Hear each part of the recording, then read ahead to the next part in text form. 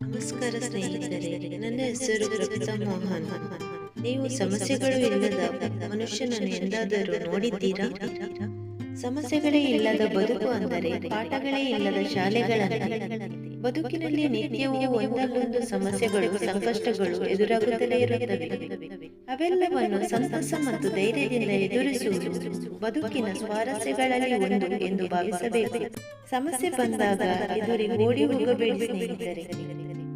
ಸಮಸ್ಯೆಯ ಎದೆ ಕೊಟ್ಟು ಧೈರ್ಯದಿಂದ ನಿಲ್ಲಿ. ಸಮಸ್ಯೆಯೇ ನಿಮ್ಮನ್ನು ನೋಡಿ ಎದರಿ ಓಡಿ ಹೋಗುತ್ತದೆ. ಹೌದೋ ಅಲ್ಲವೋ ಒಮ್ಮೆ ನೋಡಿ. ಪ್ರತಿಯೊಂದು ಸಮಸ್ಯೆಗೂ ನಮ್ಮ ಧೈರ್ಯವೇ ಉತ್ತರ. ಏನೇ ಸಮಸ್ಯೆ ಬಂದರೂ ಧೈರ್ಯದಿಂದ ಎದುರಿಸದೆ ನನಗೆ ಸಮಸ್ಯೆ ಇದೆ ಎಂದರೆ ನಮಗೆ ಇರುವ ಸಮಸ್ಯೆಗೆ ಸೊಲ್ಯೂಷನ್ ಇರಲೇಬೇಕಲ್ಲವೇ? ಪ್ರತಿಯೊಂದು ಸಮಸ್ಯೆಗೂ ಅದರದ್ದೇ ಆದ ಪರಿಹಾರವೂ ಇದ್ದೇ ಇರುತ್ತದೆ. ಅದು ಏನೆಂದು ಹುಡುಕಬೇಕು ಅಷ್ಟೇ. ಕೊರತೆ ಇಲ್ಲದ ಮನುಷ್ಯ ಇದ್ದಾನ ಎಂದು ಒಮ್ಮೆ ಹುಡುಕಿ ನೋಡಿ.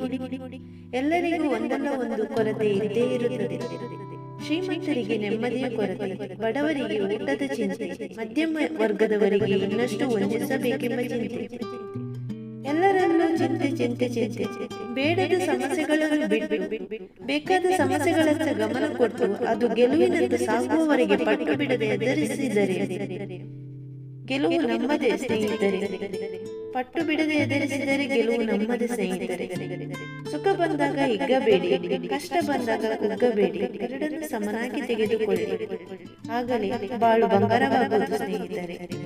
ಇದುವರೆಗೆ ಯಾರು ನನ್ನ ಚಾನಲ್ಗೆ ಸಬ್ಸ್ಕ್ರೈಬ್ ಮಾಡಲಿಲ್ಲ ಅವರೆಲ್ಲ ನನ್ನ ಚಾನಲ್ಗೆ ಒಮ್ಮೆ ಸಬ್ಸ್ಕ್ರೈಬ್ ಮಾಡಿ, ನನ್ನ ಲೈಕ್ ಕೊಡಿ ಹಾಗೂ ಶೇರ್ ಮಾಡಿ. Thank you.